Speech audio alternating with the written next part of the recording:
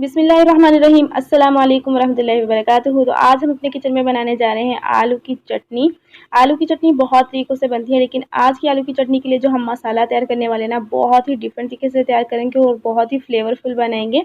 तो आलू की चटनी बनाने से पहले जिन बहन भाई ने हमारे चैनल को अभी तक सब्सक्राइब नहीं किया है तो काइंडली जल्दी से सब्सक्राइब कर लें, और जिन्होंने पहले से सब्सक्राइब किया हुआ उनका दिल की गहराइयों से शुक्रिया। आप हमारी दुआओं में रहेंगे हमेशा। तो ये मज़ेदार सी आलू की चटनी बनाना स्टार्ट करते हैं। उसके लिए सबसे पहले हम एक पैन लेंगे। पैन के अंदर हम ऐड करेंगे 1/4 कप ऑयल।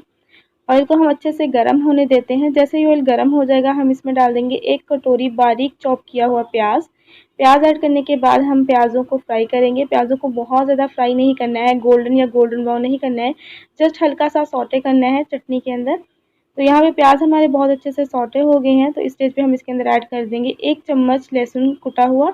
आप चाहे तो यहाँ पे लहसुन का पेस्ट भी ऐड कर सकते हैं। तो मैंने कुटा हुआ लहसुन ऐड किया है। लहसुन को हम अच्छे से मिक्स करेंगे और 1 मिनट के लिए भून लेते हैं ताकि इसका कच्चापन ख़त्म हो जाए। जैसे ही लहसुन का कच्चापन ख़त्म हो जाएगा हम इसके अंदर मसाले ऐड करेंगे। तो मसालों में इसमें चला जाएगा 1 चाय का चम्मच लाल मिर्च का पाउडर, चौथाई चाय का चम्मच हल्दी पाउडर, 1 और 1 चौथाई चाय का चम्मच हम इसके अंदर धनिया पाउडर ऐड करेंगे। 1 चाय का चम्मच हम इसके अंदर कुटी हुई लाल मिर्च ऐड करेंगे, जिसे दरदरा मिर्च भी कहते हैं। 1 और आधी चाय की चम्मच नमक ऐड करेंगे। नमक को आप अकॉर्डिंग टू टेस्ट कम या ज़्यादा कर सकते हैं। मसालों को भी आप अकॉर्डिंग टू टेस्ट कम या ज़्यादा कर सकते हैं। तो यहाँ पे मसाले ऐड करने के बाद हम मसालों को 1 से 1.5 मिनट के लिए भून लेते हैं। जैसे ही 1 से 1.5 मिनट हो जाएगा, मसाले हमारे भून जाएंगे, तो हम इसके अंदर ऐड कर देंगे 1 कटोरी टमाटर की प्यूरी। टमाटर की प्यूरी बनाने के लिए मैंने 4 अदद टमाटरों को ब्लेंडिंग जार के अंदर डाल के अच्छे से पीस लिया। तो हमारी फ्रेश टमाटर की प्यूरी रेडी हो गई। तो टमाटर की प्यूरी ऐड करने के बाद हम इसको मिक्स करेंगे, और यहाँ पे अब हम थोड़ा सा इसमें पानी ऐड करेंगे मसालों को गलाने के लिए, मसालों की अच्छे से भुनाई हो जाए इसलिए। तो इसको मिक्स करेंगे और कवर करके हम इसको पकने देते हैं तब तक जब तक हमारा मसाला अच्छे से रेडी नहीं हो जाता, इसका पानी खुश्क नहीं हो जाता है तब तक। तो यहाँ पे हमारा मसाला जो है वो बिल्कुल रेडी हो गया है चटनी के लिए।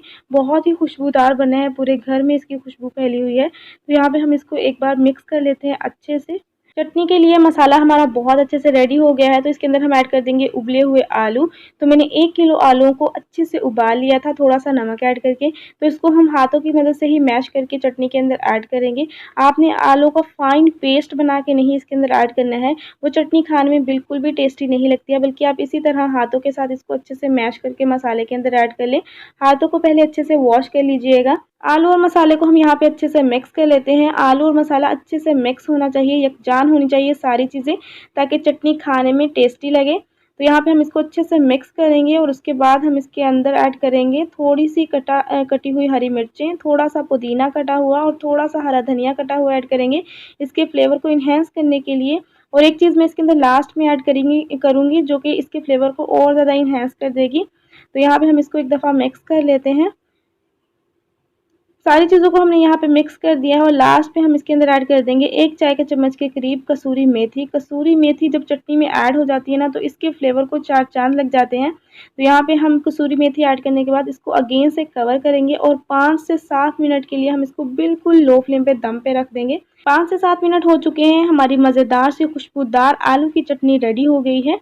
तो दिखने में बहुत ही खूबसूरत लग रही है। और जहाँ तक बात है जायके की, तो जायका आपके खलूस से आएगा। जितने खलूस से आप ये चटनी बनाएंगी, आपकी चटनी उतनी ही ज़्यादा टेस्टी बनेगी।